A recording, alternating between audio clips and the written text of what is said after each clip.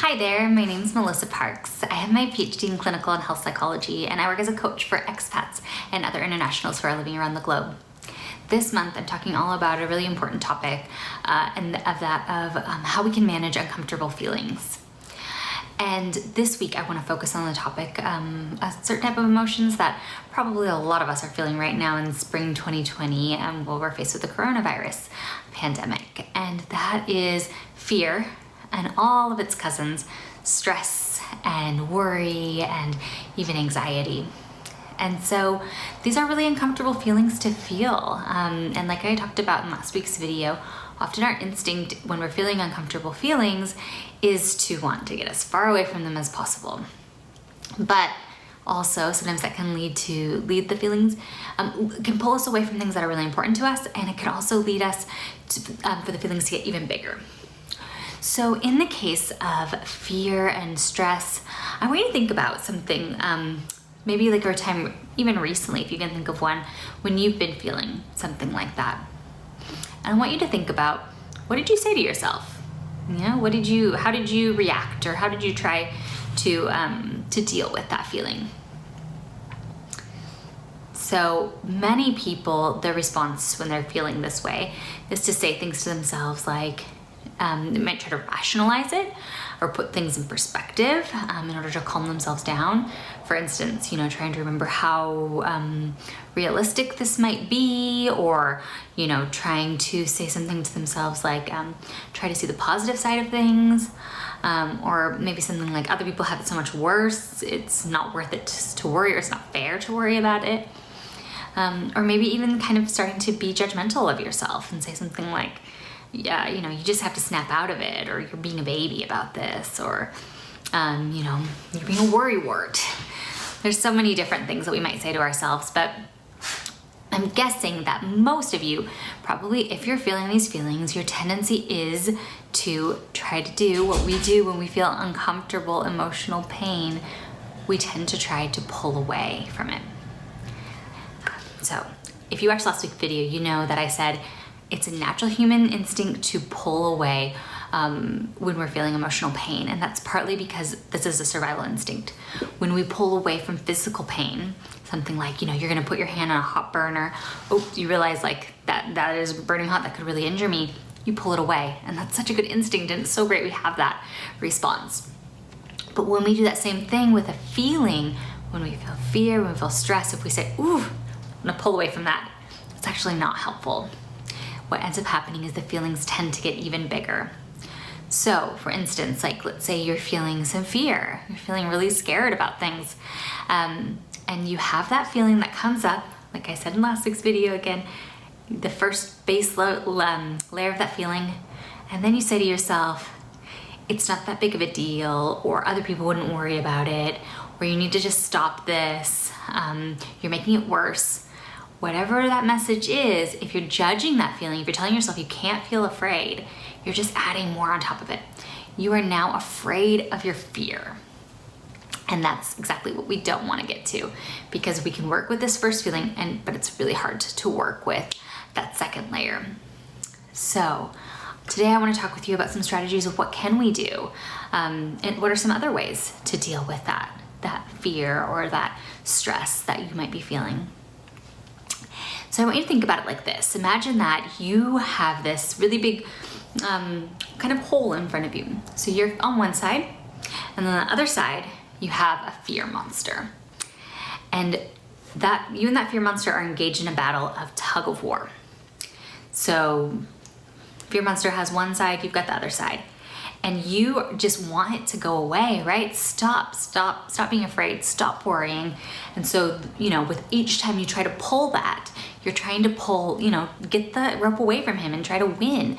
And so that you are the one who, you're kind of running the show. You have the control. You decide, all right, no fear here.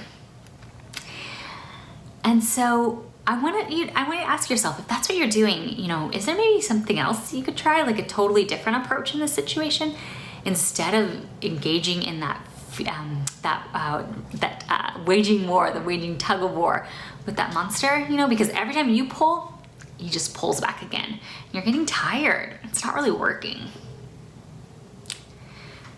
So often I'll be a little bit quiet for longer when I bring this up to clients, but for the sake of the video, I'll say, you do have another option. You can let go of the rope, and you can accept the fact that fear monster is on the other side. I'm right here, and there's nothing I can do about it. I can't make him go away, but I also don't have to let him be the one that's running the show right now.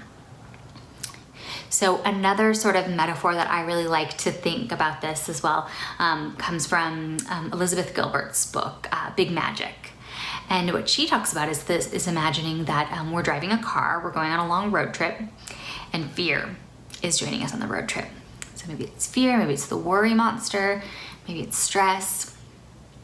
The thing is we might try to throw it out of the car as many times as we want, but somehow it just finds its way back in at the next stop.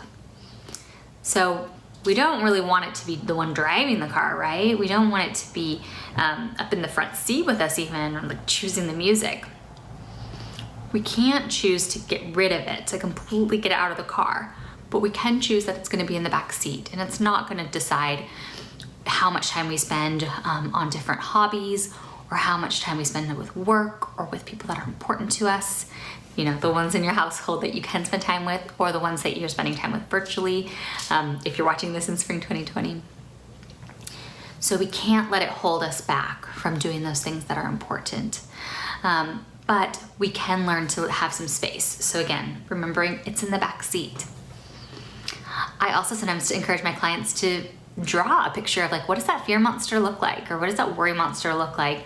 What things does it say to you? How does it feel?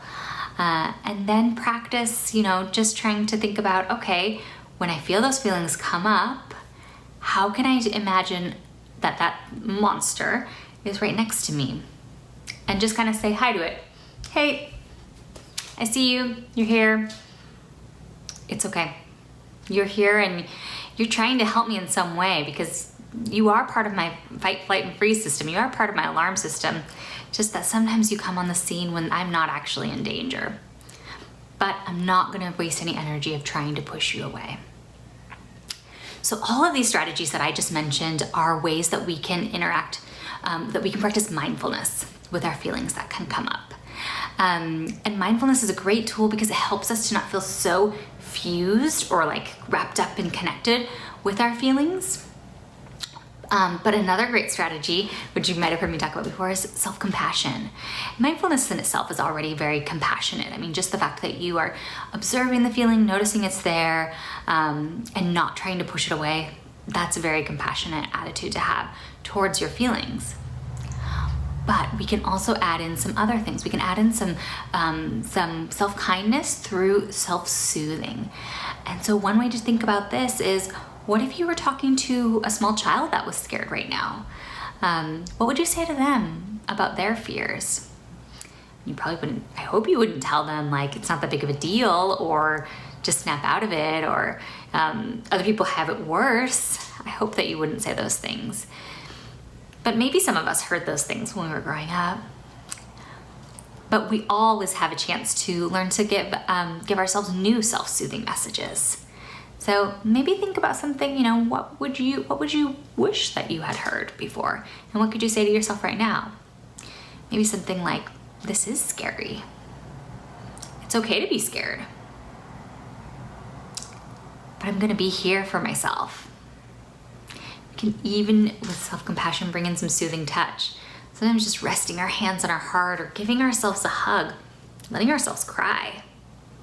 And reaching out to other people so that we remember that we're not alone going through this. Such an important step to take too. So I'd love to hear your thoughts on this, and if you give any of these strategies a try. Leave me a comment, send me a message, and please take care of yourself as much as you can right now. This is a really hard time that we're going through. Life is full of scary moments, and I do think this is an opportunity for us to learn some new tools too. Take care. Bye.